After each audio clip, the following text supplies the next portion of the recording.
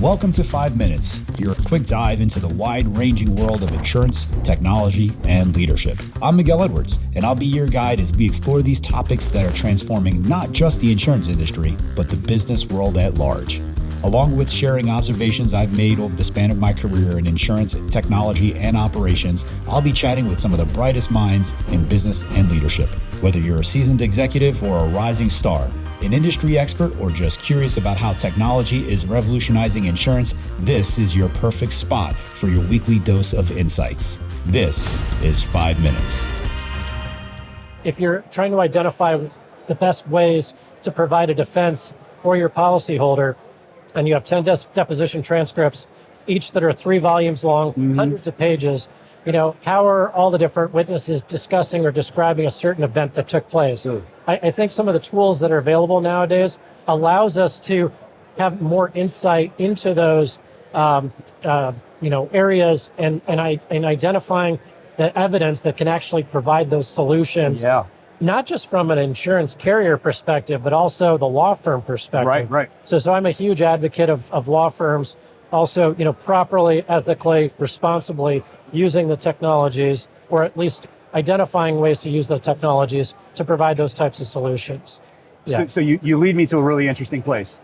I do a lot of reporting, particularly because I'm from Florida, on things like social inflation, yes, and things like kind of nuclear verdicts and things like that. Right. As especially with your experience, as you think about the impact that AI will have on that, from a litigator's perspective, from a plaintiff's perspective, right, is it going to get worse? Is it going to get better? Is it going to kind of move, in tandem?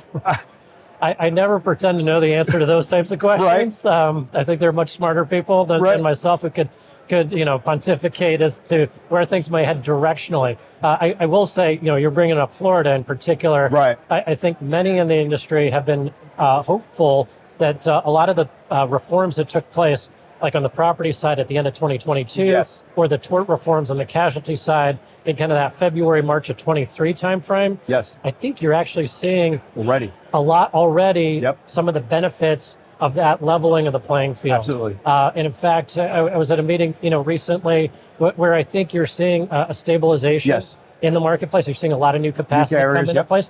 That's exactly right. Yeah. So I think perhaps that's been the bigger impact. Yes. And to be honest, you're seeing, comparable situations now being played out in Georgia, for example. Right. Georgia last year promulgated a data call amongst all carriers, admitted carriers, surplus lines carriers, and based on the feedback of that particular data call, Governor Kemp, came out and promulgated, espoused, SB 68, okay, SB 69, dealing with tort reform, third-party litigation funding reform. Right.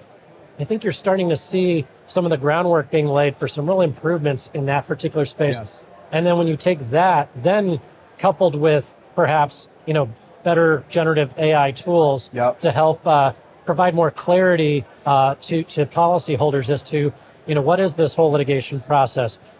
Put in digestible terms what this lawsuit means. What do I need to do to establish a defense properly for myself?